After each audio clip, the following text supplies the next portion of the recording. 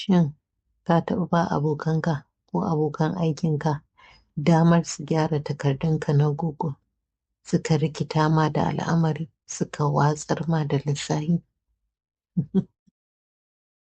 Ba laifin malamar tech ba ne, kuma ba laifinku ba ne.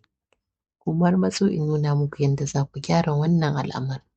Farko za ku buɗe fayil ɗinku da aka dagule. In ya buɗe, sai ku je sama ta hannun hagu inda aka rubuta file, sai ku je version history, ku zaɓi see version history.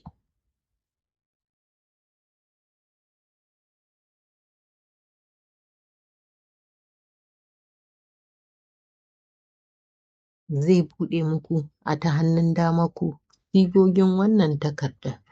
Zai ba ku kwanan watan da aka yi gyaran wannan takardar har da lokaci, tare da wanda suka yi gyaran wannan takardar. A gehen sigar wannan takardar ta hannun dama za ka ga ɗigo guda uku. In ka danna, zai baka damar make a copy.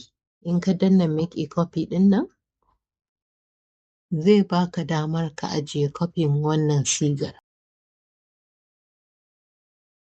Sai ka sa mishi sunan da ya dace.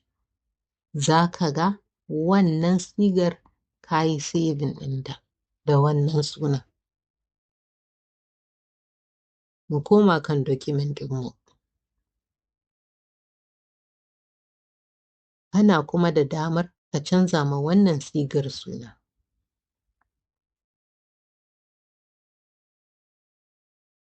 Kana iya kai restoring wannan sigar ɗin, wato ka mai da wannan sigar ta da ta zamo ta yanzu.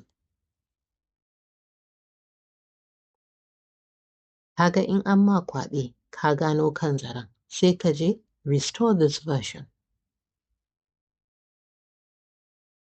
Zai tambaye ka restore this version, zai tambaye ka shin kana son ka mai da takardarka ta yanzu ta koma daidai irin ta wannan kwanan watan da wannan lokacin? In kana so sai ka danna restore. In kuma ba haka ka so ba, sai ka koma cancel. Cikin sauƙi takardarku ta koma yadda take a da. In kuna neman yadda kuma za ku ƙirƙiri takardarku a kan Google, ko kuma ku ba abokanku ko abokan aikinku damar su gyara takardar nan, ku nemi link a cikin description ɗin video ɗin nan. Fasaha a sauƙaƙe tare da malamar tech. Na gode.